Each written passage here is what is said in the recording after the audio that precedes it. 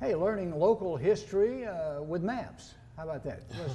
Let's take a step into Spartanburg County's library and back to the future, not quite, back in the past. We've got some maps on display. Brad Steinig is with us. Hey, Brad. Hello, welcome. Good to see you. We're talking about maps today, and we're all really excited about it. So you guys have a big collection of maps at the libraries, of course. We do. So the library is all about information and in different forms. Most of the time it's through words or sometimes images, whether that's DVDs or historic images.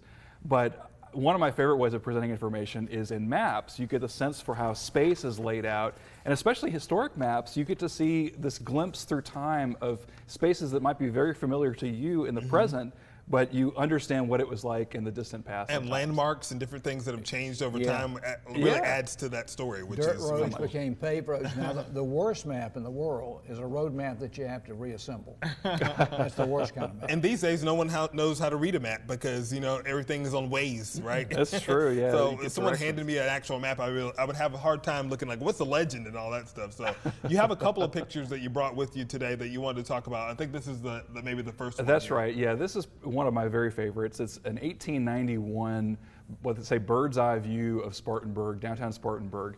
And so many of the streets you would recognize from today, like, and they're labeled on there, so you'll see Main Street and Church Street and Broad Street and so many others. But the number of buildings that are still standing from this picture are very few, but enough that you can sometimes orient yourself pretty well. And we don't have anything like an aerial photograph from this time period. You didn't have a hot air balloon in 1891? No drone? They could. That's right, send a drone up. That would have worked. No, so there was a guy who came into town, and he walked down every street in town and drew a picture of one side of each building, and then assembled this. He did this for cities all across the country. That's incredible. And this is Spartanburg's, and so this gives us a glimpse into what's going on in different spaces in downtown Spartanburg that we otherwise have no clue what the buildings What's the look bottom like. right picture? Bottom right is Wofford. Yeah, so it's like Wofford. And then bottom left is the original Converse College building. That building burned, so it looks a whole lot different today. But how neat is that? There you go. Yeah. Our second picture you have is the entire county in 1910. 1910, this is a great one because it's got tons of information packed into it.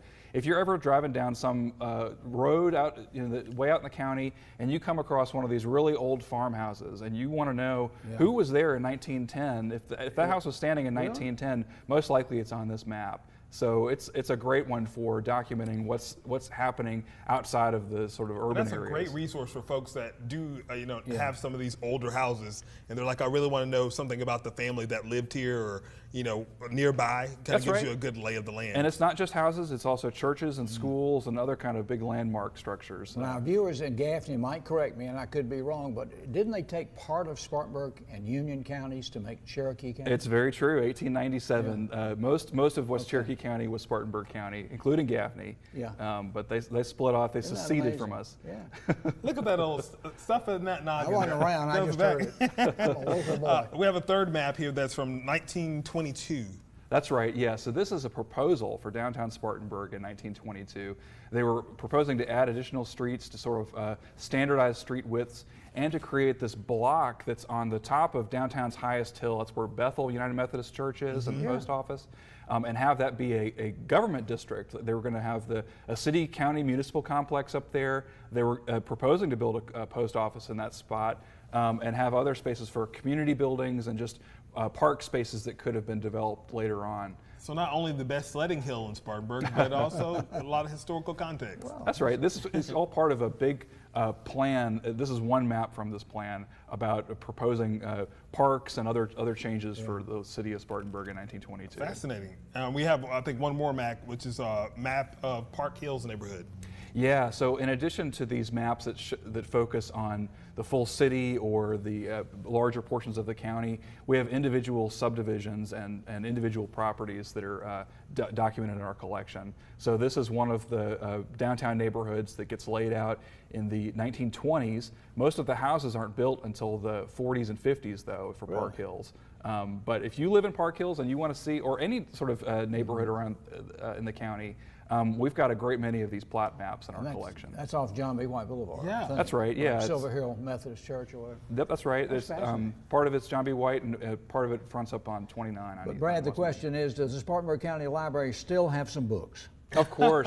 We've got Okay. all the books you could ever desire. Thank you very much. And if I'm coming to the library, like, what is the process for me to say I want to look at some maps? Like, what do I say? Like, That's how do I right. get So 2 of these that I showed just now are on our website, so you can browse those from home and zoom way in and get lots of detail that way. Thanks But others we have that aren't yet digitized or in portions of the collection that are only available through visiting the Kennedy Room in person. Okay. Thanks, Brad. Kennedy We Room. appreciate it. Yeah. Fascinating conversation.